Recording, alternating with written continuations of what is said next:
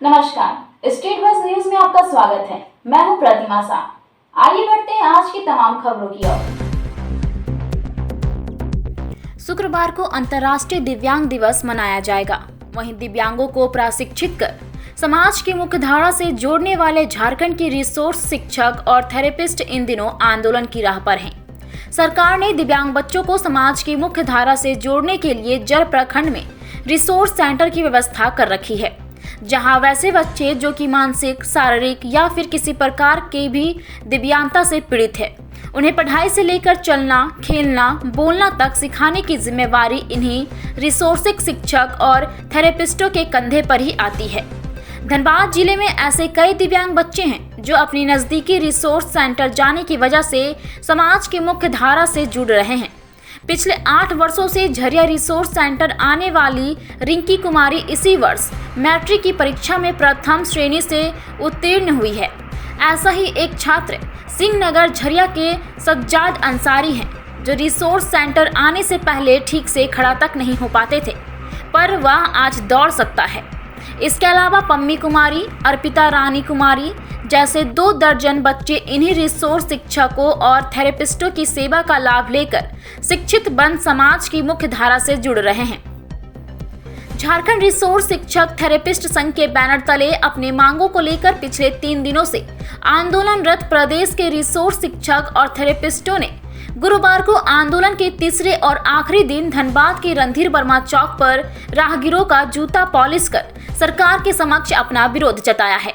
इस दौरान संघ के कार्यकारी अध्यक्ष अखलाक अहमद ने बताया कि यह स्वाभिमान की लड़ाई है, इसके लिए हर हद तक जाएंगे। इस आंदोलन के बाद भी अगर यदि हमारी मांगे पूरी नहीं हुई तो रांची स्थित मुख्यमंत्री आवास के सामने भी जूता पॉलिश का कार्यक्रम करेंगे। मोड़े हुए हैं। परियोजना में काम कर रहे सभी कर्मियों का 3 गुना मानदेय बढ़ चुकी है, मगर जो दिव्यांग बच्चों के पुनर्वास के लिए काम करते हैं उनका 1% भी नहीं बढ़ा है।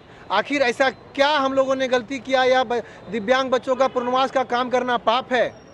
तो इसी के लिए हम लोग आज यहाँ बैठे हुए हैं। सरकार से ये बात पूछना चाहते हैं, परियोजना के निर्देशालय से ये बात पूछना चाहते हैं, आखिर हम लोगों ने ऐसा क्या गुनाह कर दिए हैं?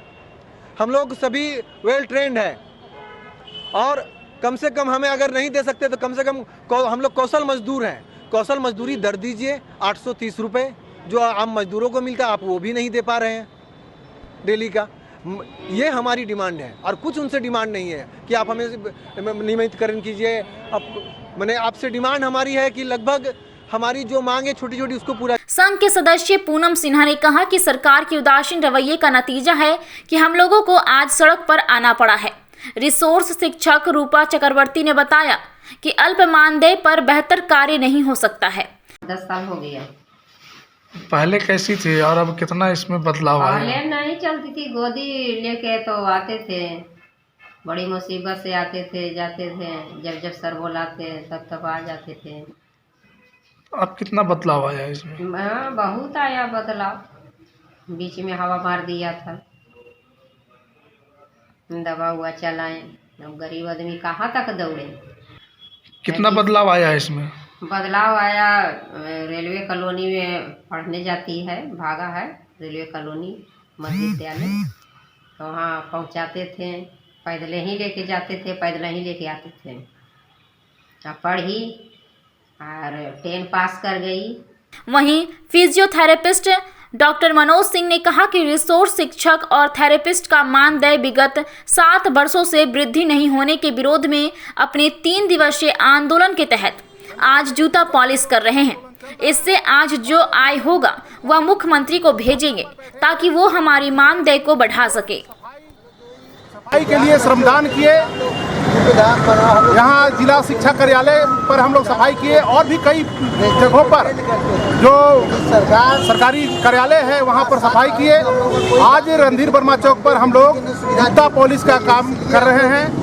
यह ऐसा है कि हम लोग का मानदेय इतना कम है जिससे कि इस महंगाई के दौर में भरण पोषण नहीं हो रहा है। इसके लिए हम लोग जूता पॉलिश कर रहे हैं। अगर हमारे सरकार, झारखंड सरकार के पास हम लोग को वेतन देने के लिए, मानदेय देने के लिए फंड नहीं है, तो हम लोग इस जूता पॉलिश करके उनको मुख्यमंत्री राहत कोष में हम भेजेंगे।